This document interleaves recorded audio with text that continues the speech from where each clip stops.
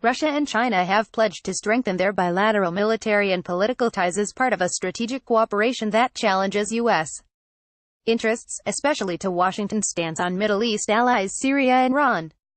Russian Defense Minister Sergei Shoigu met Tuesday with Air Force General Qiliang, Vice Chairman of China's Central Military Commission, and other regional military officials as part of the Shanghai Cooperation Organization (SCO) summit in the eastern city of Qingdao. As increasingly powerful Russia and China build up their clout on the world stage, they sought a more united front against the U.S., which frequently challenged their rise. "Time changes everything," Shoigu said, according to the Russian Defense Ministry. "But, fortunately, it does not change our relations both personally between us and between our states, and the very close, friendly relations of the heads of our states serve as a guarantee of this." Shoigu praised the privileged character of intergovernmental ties, evidenced by numerous meetings between Russian President Vladimir Putin and Chinese President Xi Jinping, both of whom secured enough national support to extend their terms last month. He said the two nations were continuing their strategic course toward further boosting friendly and trustworthy ties in the defense sphere, calling this relationship an important factor for maintaining global and regional security. "In contemporary global politics, our countries are in similar positions," he told Xu. Chinese Central Military Commission Deputy Chairman Air Force General Qiliang, Center, and Russian Defense Minister Army General Sergei Shoigu are joined by defense officials from India, Kazakhstan, Kyrgyzstan, Pakistan, Tajikistan and Uzbekistan as part of the Shanghai Cooperation Organization (SCO) on April 24. Russian Ministry of Defense Shoigu also praised China's position on Syria, where Syrian President Bashar al-Assad continues to battle the remnants of an uprising by rebel and jihadi groups.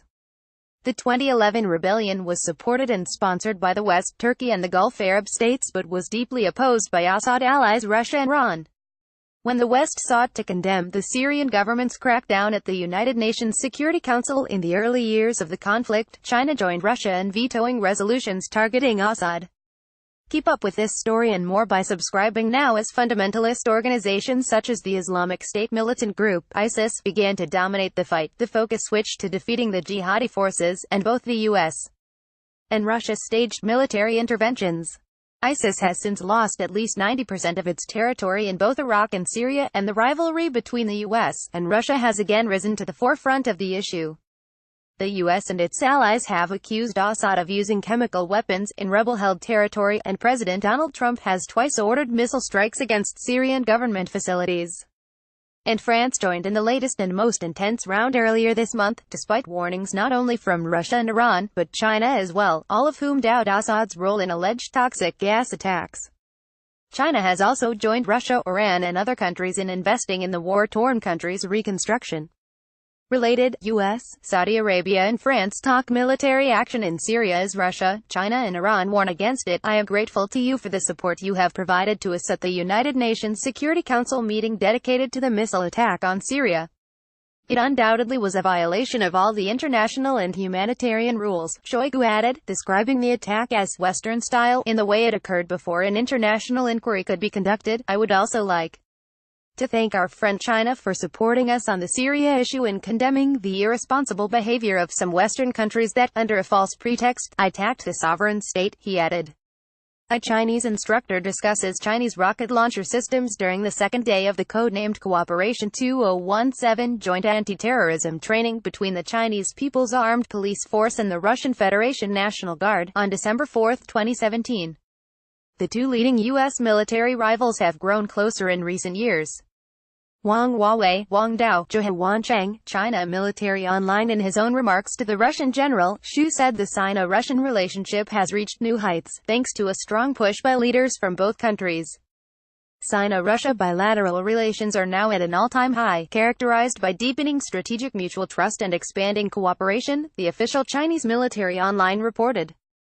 Xu also reportedly recognized new security challenges and issues are emerging due to growing uncertainties around the world. As a result, China is willing to deepen mutual support with Russia, increase comprehensive cooperation and enhance bilateral relations, especially in military relations, Xu said, according to the state-run defense website.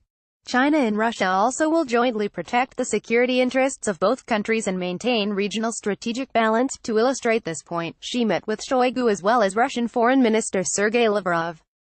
The Chinese leader said Monday that a high level of Sino-Russian relations is a precious asset of both countries, according to the Chinese Foreign Ministry, and her stressed deepening this cooperation, as well as ties to all 8 nations of the SCO. The group was first established in 2001 and now includes China, India, Kazakhstan, Kyrgyzstan, Pakistan, Russia, Tajikistan and Uzbekistan.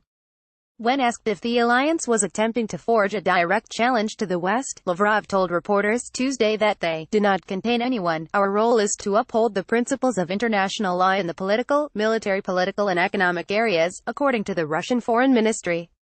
Lavrov did emphasize that SCO countries also maintain military cooperation and prioritized global security, including the fight against ISIS and other designated terrorist groups.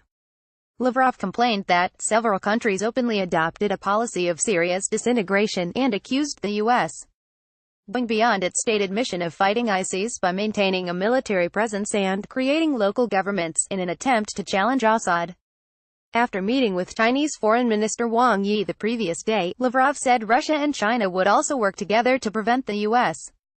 from disrupting the 2015 Joint Comprehensive Plan of Action, which was a multinational nuclear deal between the U.S. and Iran.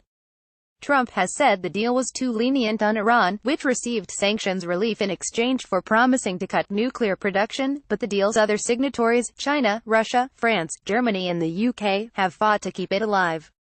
Russia's Foreign Minister Sergei Lavrov and Chinese State Councilor and Foreign Minister Wang Yi, from left, shake hands after their signing ceremony at the Daoyutai State Guest House, in Beijing, on April 23.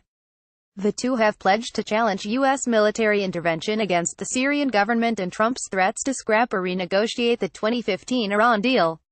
Madoka Ikegami, AFP, Getty Images. The U.S. military has maintained a sizable lead over its top 2 competitors, Russia and China, respectively. The 2 Eastern powers, however, have moved to expand and modernize their own military forces in an effort to close the gap. Despite Trump and Putin's efforts to reconcile their nations, both leaders have noted an all-time low in relations. When asked by the state-run TASS Russian news agency, Deputy Secretary of Defense Patrick Shanahan said Washington still valued a relationship with Moscow but saw it mainly as a competitor. Russia continues to be a strategic competitor, and its efforts undermine the West, he said during a defense writers group on Tuesday, according to TASS. Relationships are important. We all understand their value, he added. But we are in a strategic competition, and I'll just leave it at that.